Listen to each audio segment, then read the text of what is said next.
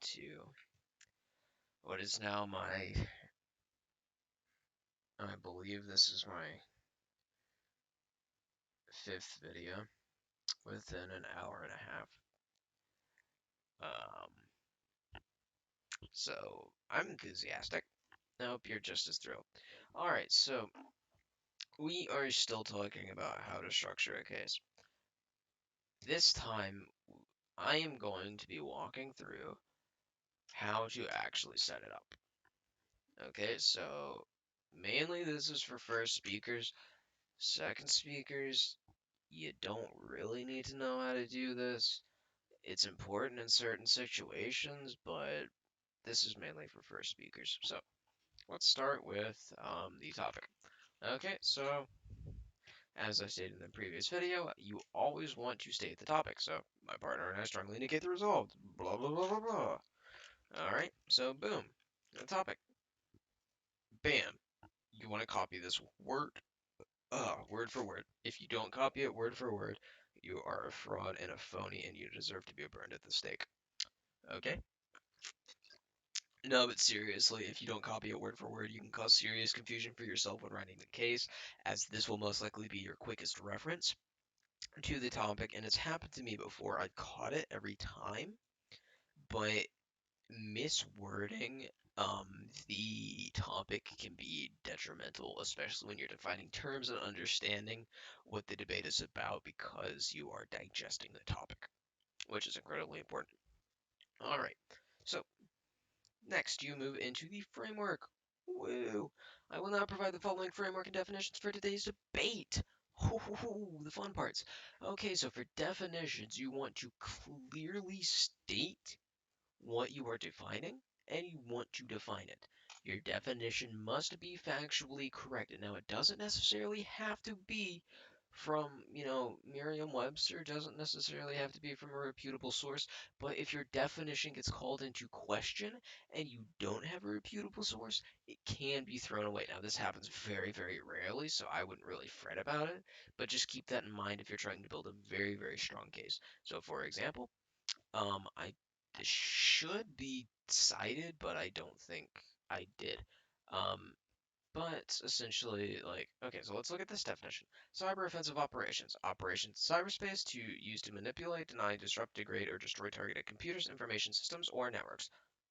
All right, so we know the term that's being defined, and we know what the definition is. Woohoo! You just defined a term. Congratulations. Now, we define another term, cyber defense. We define it as proactive operations that are strategically conducted in the cyber domain in support of critical objectives. Woohoo! We did it again. Okay, now, you, now this case has very few definitions. Typically, there will be. I've had to define 5 terms at once. I've had to define 1 term. Okay, so it'll vary based on the topic you have. So there's really no rule of thumb for them, but just make sure you define whatever you can, or whatever you see as necessary. So if there's something like should, you can define should. All right, if there's, and I've done that before, it's fine, it works.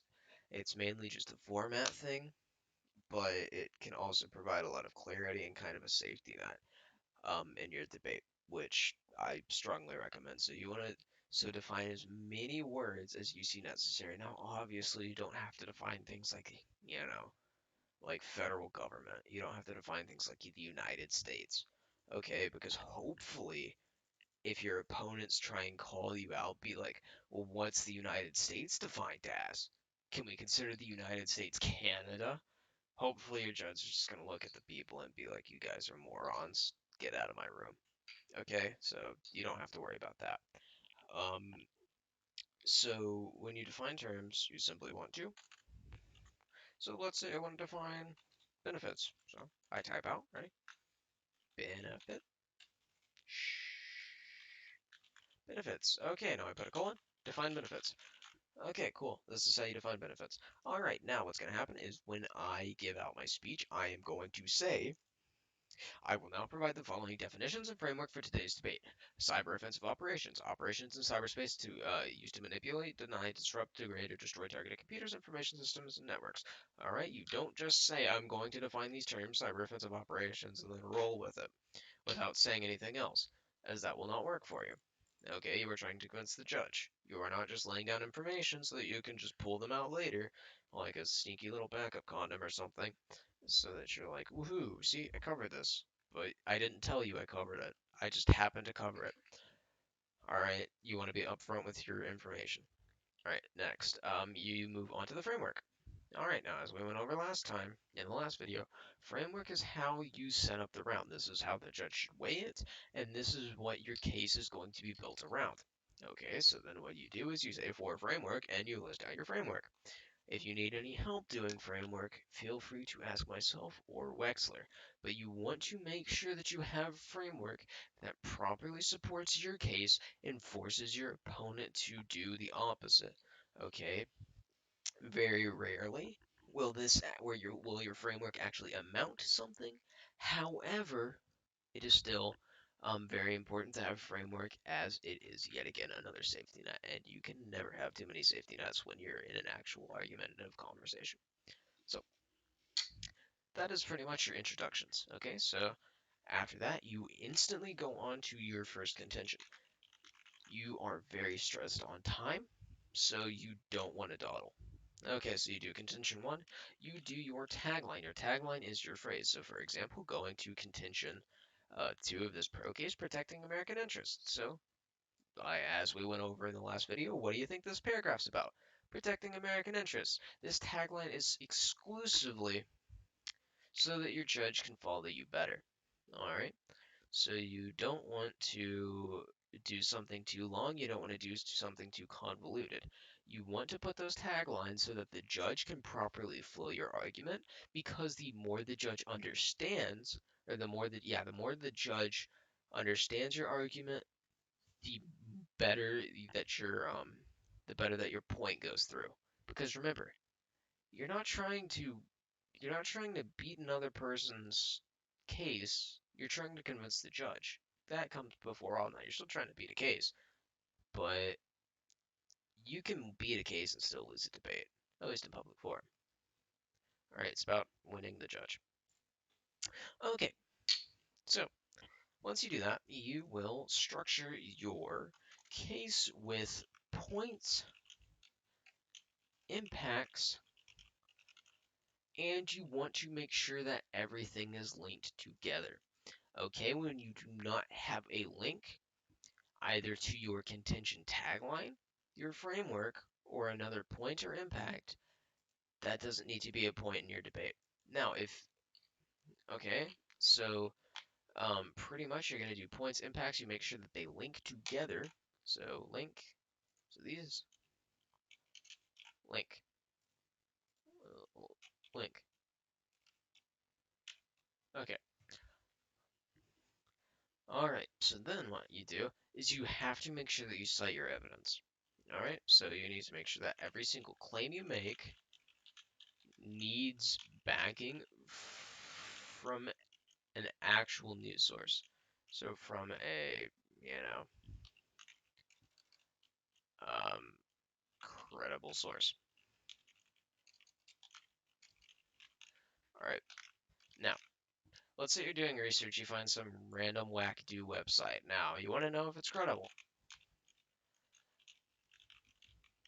I'm about to show you your best friend for this tool. Ready? Media bias fact check.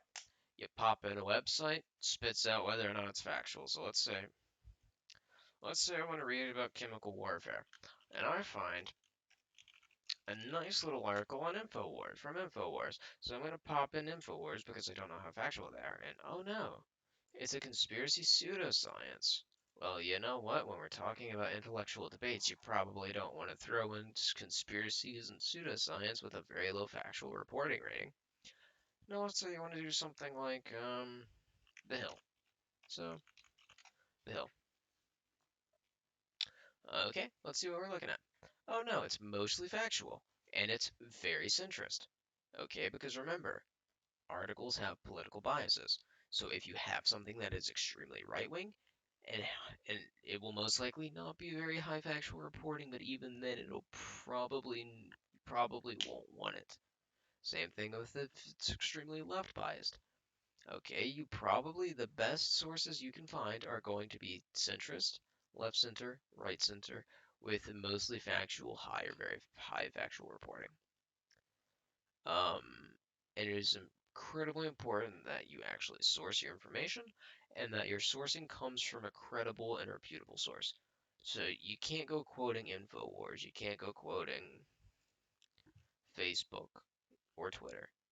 Okay, now you can quote specific people who quote on Facebook and Twitter, but you don't say, as Donald Trump said in Twitter, you say Donald Trump stated, all right, stuff like that. So you want to make sure that every single claim you make, every point, every impact has a source. Now you want to ingrain this comfortably into your speech. You want to do this seamlessly.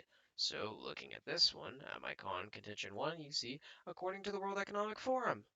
Oh no. Okay, who gave me this information? The World Economic Forum. So can I call the legitimacy of this into question? No, I can't. Which means that I'm literally telling you that I am taking this from the World Economic Forum. If you didn't know how to cite, which you should because you are at least in ninth grade here. All right. Now, guess what? There are two different sources of information I'm getting this from. So do I just source one and call it a day? No, I source Lawrence Sellett of Military Times. Okay, now Military Times. Is this credible? Guess what? It is. Whoa, that's insane, right? Okay, so like, are you starting to see how this kind of fits together? All right, because if you don't, then you need psychological help. Um, so you need to make sure that every single thing you say is true, or at least is backed by a source. Because if it is not, it will get knocked aside faster than you can blink. Water to soothe my mangled larynx. Okay, so after you finish contention one, which typically needs to be about half a page, okay, needs to be about half a page. Overall, your entire case will be about a page and a half. Um, at least that's kind of what I always aimed for, because your introduction will be about half a page, your first contention will be another half, and then your second contention will be um, the the first half of the second page. Okay, so then you move on to contention two. Tagline. Woohoo! You you want to shoot for two contentions. If you have three contentions, you have four contentions, they're too short. Now, if that's the case, you need to find a better tagline, and you can just fit all those points into one contention. But pretty much you want two contentions, as that is easiest for your judge to follow. Okay, so you put in your tagline, and you do, guess what? This is about to blow your mind. The exact same thing. Then after you finish contention 2, or your final contention, you want to do a conclusion. Whoa, who would have guessed? Okay, so your conclusion consists of, for that reason and those provided, I urge you to vote for the blank ballot. Congratulations, you just learned how to write your own speech. Okay, so within your speech, you want good wording. Okay, so you want very charged words. You want to be very clear. You want to be very concise. Okay, because you have 4 minutes to squeeze out a page and a half. All right, you have to properly source, and you have to make sure that your wording flows. So you don't want a lot of tongue twisters, and you don't want a lot of very difficult words to pronounce in sequence. Okay, so you want to make sure that everything can flow off the tongue clearly, and you want to make sure that everything is very concise, where you elaborate where it is required to get your point across. Okay, so how long is this one? 14 minutes. Thank sweet Jesus above. I'm finished with all I have to say with this one. If you have any questions, ask Wexler or myself. Honestly, I would say ask myself as I have much more experience writing actual debate cases than Wexler. But Wexler is still a very good source to get your information from. Um, and that will be all for this one. Hopefully you are not bored to death and you can join me in the next amazing little video.